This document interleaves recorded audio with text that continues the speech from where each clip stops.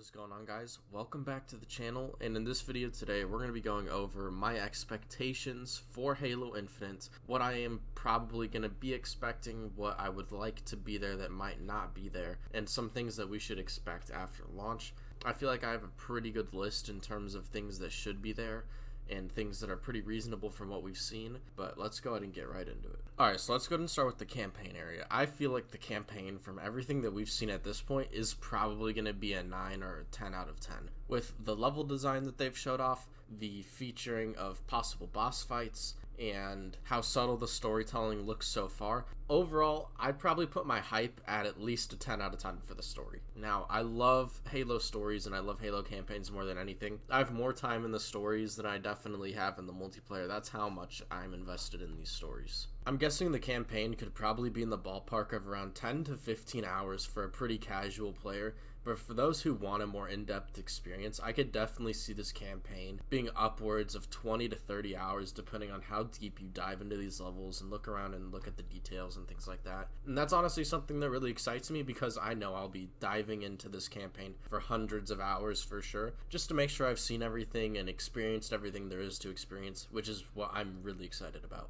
My big hope for the story is that they end up wrapping it up in a good way, but also they leave a little something for when they decide to add story DLC later on. I don't want it to be an unfinished story. I just want to make sure that an actual story gets finished, and then we can also have the opportunity for more stories to develop after. Overall, at this point, I think the stories looks like it's in a pretty good spot, and I'm very excited to play through and then review it here on the channel the first day it drops. I'm very excited, and there's honestly nothing I'm more excited for in gaming right now than Halo Infinite story. So that's going to cover the story section of this video. Let's go ahead and get into the multiplayer. So let's first go ahead and preface this that I do prefer the more modern Halo multiplayers. Like, I preferred Reach over 3, and I did enjoy 4 a little bit, but I wasn't a huge fan of the loadout system. But I did enjoy 5's multiplayer. I thought it was really smooth and a lot of fun to play with the thruster packs and things like that. So with that, I think Halo Infinite has done a really good job of combining both eras of Halo in a multiplayer game without, like, you know, kicking and isolating an entire fan base. Because I feel like Halo 5 fans are still going to be able to come back to this game and have fun with it. And I feel like older fans are going to be able to come to this game and still have fun with it. Alright, now we're going to talk about the most sensitive topic for Halo players, and that's Sprint. Sprint belongs in Halo. That's all I got to say.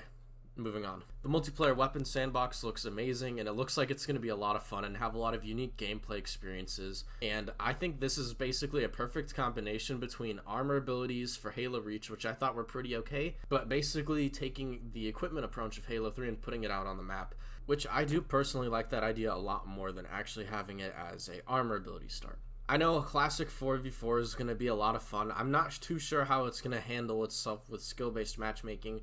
I guess we're going to have to get into the actual game and see it, but I'm expecting some slight skill-based matchmaking being there. Other than that, 4v4 looks really good. All the maps that they showed off looked really fun, and I had that Halo 5, you know, design, which I personally really like. I thought those levels all had a lot of verticality, but then once you go to the big team battle side, that has the more Bungie design, and I think the big team battle is really going to be the highlight, and it's going to steal the show for this game, and I'm very excited to get my hands on big team battle, because that's personally my favorite way to play Halo's multiplayer. I like having a bunch of people in this wide open map with sandbox elements all going together and seeing what sort of chaos can come together. It's just so much fun. Now, that's what I'm expecting at launch. I'm not really expecting a whole lot besides a story and a pretty good multiplayer with all the main modes that you really need, like a ranked and casual playlist selection. However, I'm not expecting there to be an abundance of content there at launch. Now, I know a lot of people outside of the Halo community really want a Battle Royale. I would really like a Halo Battle Royale too. I think within the sandbox it would work perfectly,